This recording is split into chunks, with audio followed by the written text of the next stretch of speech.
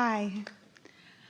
I'm so excited to rendezvous with you, and I just had an experience right now when you were talking about the meditation. I was connecting in that moment to experience the inner being, and I was like, what is my inner being saying to me? Raise your hand. That's exactly, well, first it said, let it go, because I had been raising my hand before, and it was like, let it go, and then I was like, is that really my inner being, or is that my cerebral self? And then... Doesn't matter if your cerebral self is in concert with your inner being. This is a good moment. We're not asking you to ask your inner being to do all the thinking. We're just asking you not to belch resistance into the equation. Okay, can you break that apart a little bit? Because it was literally, and I feel like this wasn't at all what I was intending to ask, but I find I'm very... Well, your experience is so much more important for you than any words that we might offer, because you experienced some resistance, you breathed it away, you focused, you received an impulse, you followed the impulse, and the impulse led to something that you wanted.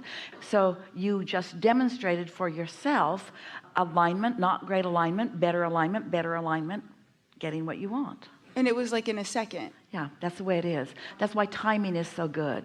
Often it's split seconds when you're there. And can you imagine, since your inner being always knows where everything you want is and knows what the path of least resistance for you to move to it is, can you feel the value of you having more moments where you're receptive and responsive like that, where a lot of people run around really out of sync and wonder why they don't get any clues, or then worry that they're going to miss it? Well, you're not going to miss it. Just keep your mind focused on what matters, which is feeling good.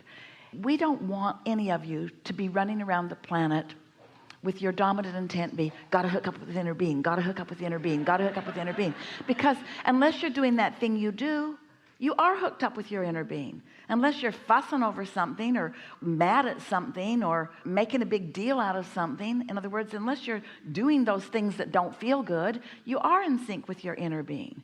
Your inner being loves exploring this world with you. Your inner being loves looking up at the sky and out at the sea and across the lawn and at the beasts and into the eyes of others. And your inner being loves it when you watch television and look for beautiful things of your world. Your inner being is integrated with you. You don't have to be some freaky person sitting in a cave in a state of meditation making a strange sound of om. You don't have to be like that.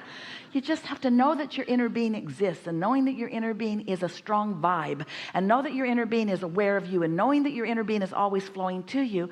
And then just pay attention to how you feel and do your best to feel good as much as you can, and meditate every day to show yourself what it feels like to be really in sync.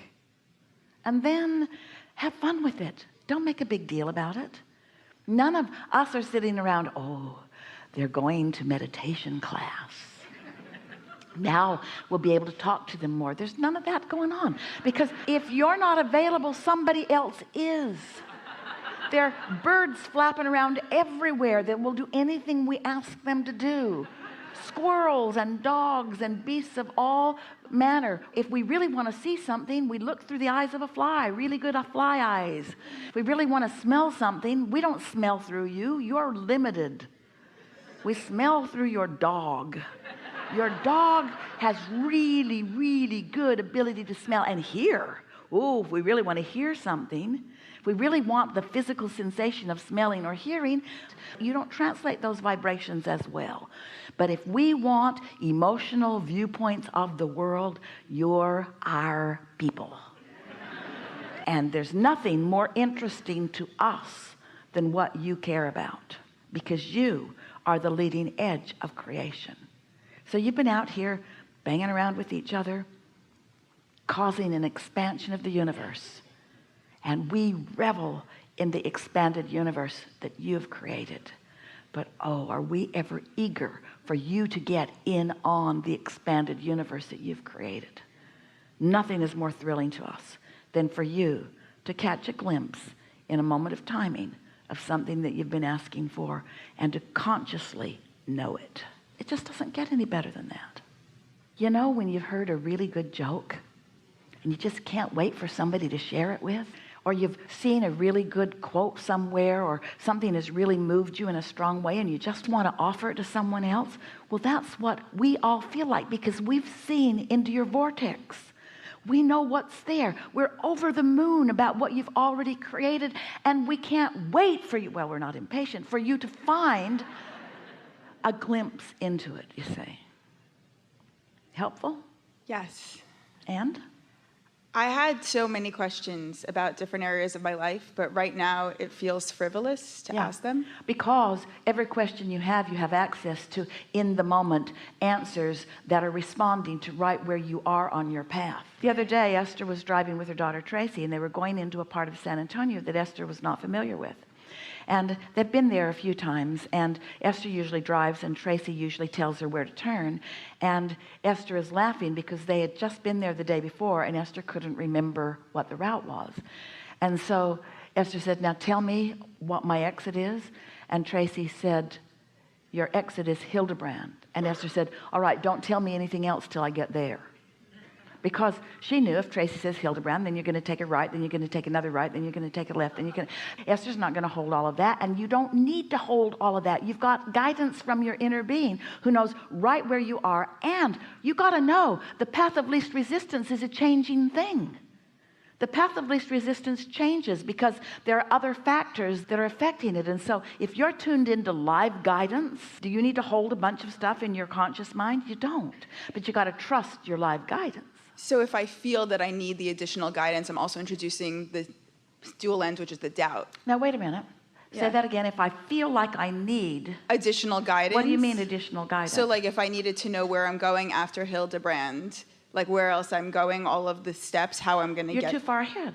You don't mean additional guidance, you mean future guidance. Yeah. If you feel like you need guidance about future turns, you're misusing your guidance system. Your guidance system is right there with you. Don't you just want to wait until the impulse to raise your hand or to turn right? So it's just in the immediate, it's in the moment. Sort of like what you just lived. I know, that's very unsettling. I know, but yeah.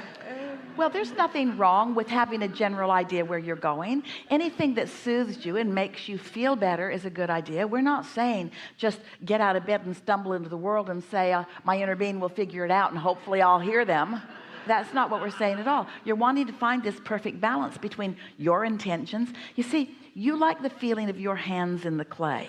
So you want to take the action and you want the ideas to occur to you. We're not trying to teach you to be puppets that your inner being is going to guide. It's not like that at all, because you are the one calling all the shots. You're the one who lived the contrast that told your inner being what you want. You are the source of all the information that your inner being is holding on your behalf.